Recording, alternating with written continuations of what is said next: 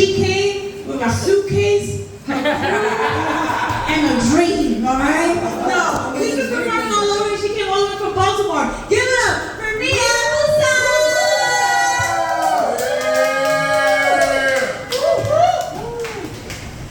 That's the intro you get when you refuse to give real credits. But it's okay. I just don't feel like it. It doesn't matter. I said I could be on the show as long as I killed it, and then he said I better be funny, and this is a lot of pressure for me. And my birthday is next week. I'm a Leo. Like, yeah.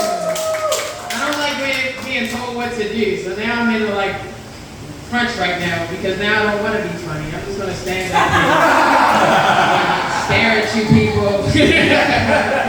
But no, I appreciate being here. It's been fun. Everything is really real.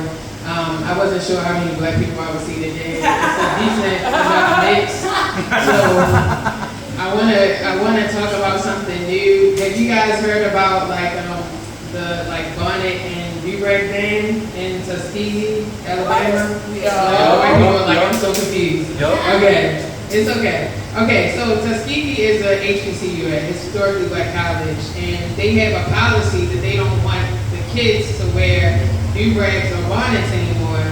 And there's been a big debate about it because a lot of people are like, these are anti-black policies. But then some people are like, why would you be against people going outside and being presentable, and it's at a black school, so how can it be anti-black, right? And I just want to take this time to kind of explain why it's anti-black, because we live in such a racist anti-black culture, it's hard for us to pinpoint. So I want to do a flip side, I want to do a white man's version of this. So if the world was run by me, you would see way more bands on dirty flip-flops. You know what I mean? You see the difference? Or going to school with wet hair. You know what I mean? Those are the things that are very culturally specific that you have the privileges to be able to walk out and do, you know, but you're not wearing a bonnet because you don't have to. That's one of those type of things. But for me, I've never taken a DNA test, but I decided I was 30% white, so every time I just choose to use my 30% white privilege every so often. And, that's why I got locks, so I could just wash and go. You know what I mean? I'm not playing those games. That's what people don't realize. As a woman entertainer, as a comic, as a singer, it's expected for you to actually look nice, you know, and the tax that it takes to actually bathe and do your hair, and so some people do their makeup, and that's why I fight back by not doing those things. I've seen them walking around with a suitcase. I've been walking around with that since 2 p.m. I've been everywhere today. I'm not taking photos, okay? I'm exercising my white privilege. I'm not. All right. No offense, I'm just saying. I love it. I love the freedom. That's what I'm saying. I love the freedom to not be excellent. I lean into mediocrity. That means that my ancestors won. I don't know what these other people are talking about. So I told you guys my birthday is next week. Yes, I turned 39. Absolutely. And a lot of people don't think that I'm that old, you know, a lot of times when they meet me. And I don't actually like that. I don't find it a compliment to be perceived as younger. I think young women are predator bait, you know what I mean? I like aging out of that, you know what I'm saying? I like not worrying about being kidnapped or having some creepy 45-year-old trying to pick me up and steal my youth. You know what I mean? That's the craziest part. Because you'll have I'll have guys my own age it won't even be guys my own age. It'll be a guy 50 and he'll come up to me and he's just what are you, 27? And I'll be no, I'm 38. And they'll be ew. And I'm bro. Your sperm is powder right now. Lower your voice. But I realized as soon as I hit like 37, like that's when younger guys were starting to try to like intentionally. You know what I mean? That happened to you too.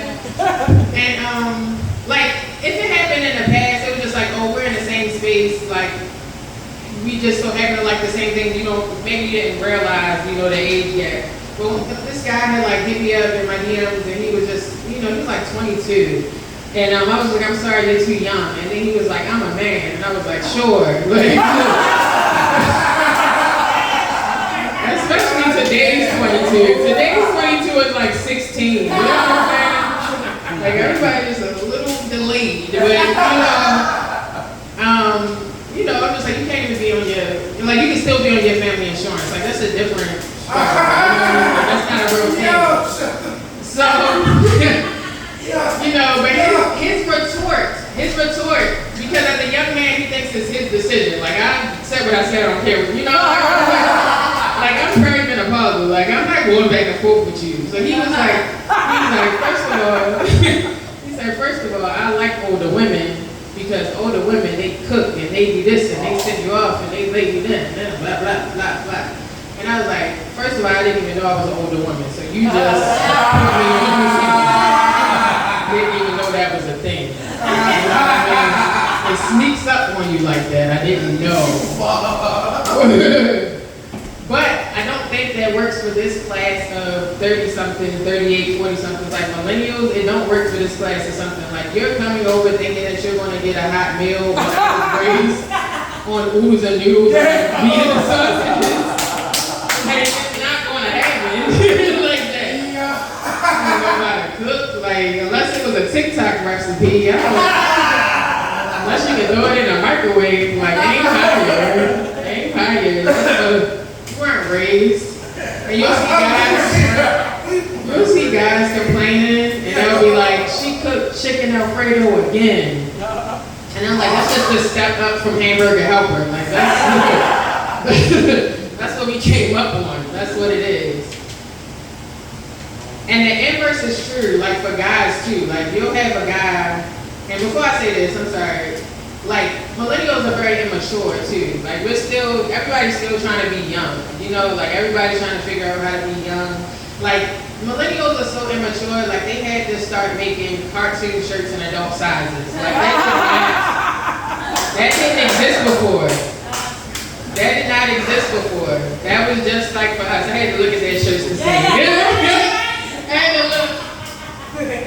so, you know, the opposite is true too. Like you'll have a guy, you know, that might be my age or a little bit older, and maybe some young lady saw his Hey Arnold shirt or something in the club, and they're like, yeah, you know, and you thinking that 22-year-old, like she actually likes you for you, y'all get to talking.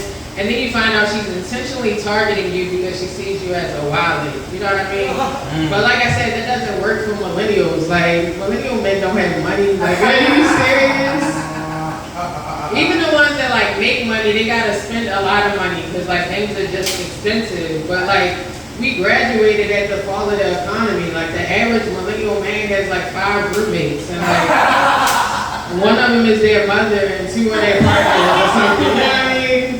Other are their kids, and they trying to bring you into that. You know what I'm saying? All I'm saying is for the young women in the audience, aim higher. You know what I mean? Find somebody with a nice pension. We don't have full-time jobs. These things don't really work. You know? But the 30s is a weird time because it's like some people are still trying to figure it out. You know what I mean? Some people are still trying to think, do I want to settle down? Do I want to have kids? And then some people are grandparents already. You know what I mean?